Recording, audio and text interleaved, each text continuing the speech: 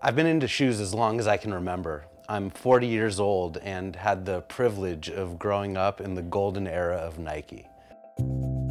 My dad was a marathon runner when I was a kid, and we used to go sneaker shopping like every single weekend. He was buying running shoes, and I was obsessing over the basketball shoes and the cross trainers and the tennis shoes. The Nikes that were coming out at the time were just cooler than anything else, and each one seemed to get cooler than the previous one. As a kid, I always wanted Air Jordans. I wanted pumps like David Robinson wore. I wanted the Forces that Barkley wore. I wanted Agassi's tennis shoes, even though I can't play tennis to save my life. But I always wanted all of these cool shoes, and my parents would not buy them for me.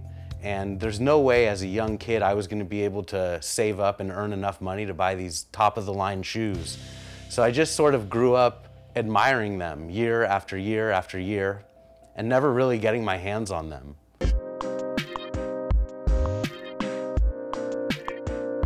I actually started out in the sneaker business by buying and reselling shoes. I started at a swap meet, buying shoes for cheap and selling them for more money on eBay. And then eventually I hit the Nike outlets, and I would spend all my time at the Nike outlets during the day shopping for shoes, and then at night I would research the shoes and create listings on eBay to sell them.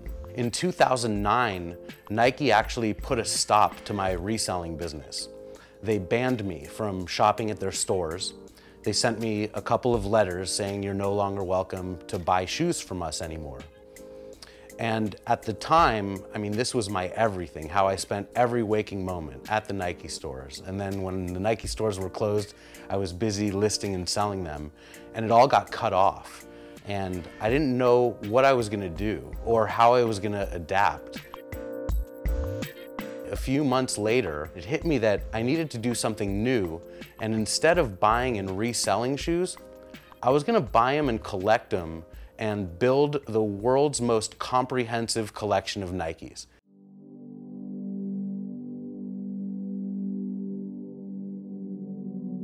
For a year and a half, I looked everywhere on eBay at all the different consignment shops, and I built out this collection and put it on display with toys and props that were the inspirations behind the shoes to bring them to life.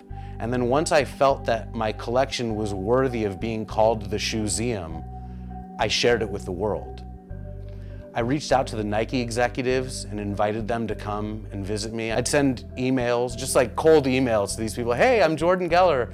I built the Shoezeum. It's 9,000 square feet of Nikes. Come and experience it. Eventually, I ended up handwriting letters to the top 100 people at Nike with signatures requested when they were delivered. So boom, Mark Parker had to sign for it when he got it. Tinker Hatfield, same thing. Top 100 people at Nike. And it took about a few weeks, and then I started hearing back from them.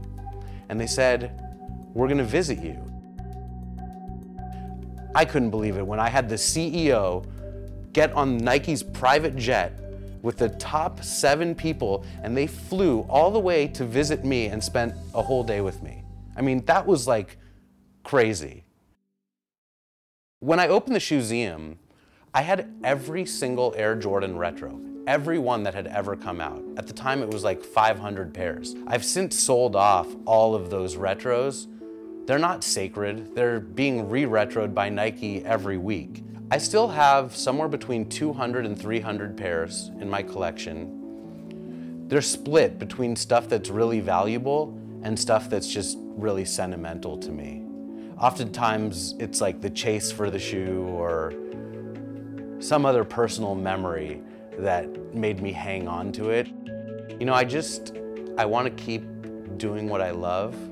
I get to wake up every single day and do exactly what I want to do. I want to still collect the stuff that I love. It's all about the chase. Like, it's not just about actually possessing the items, but it's about the journey to acquire them. So I plan on continuing to do exactly what I'm doing.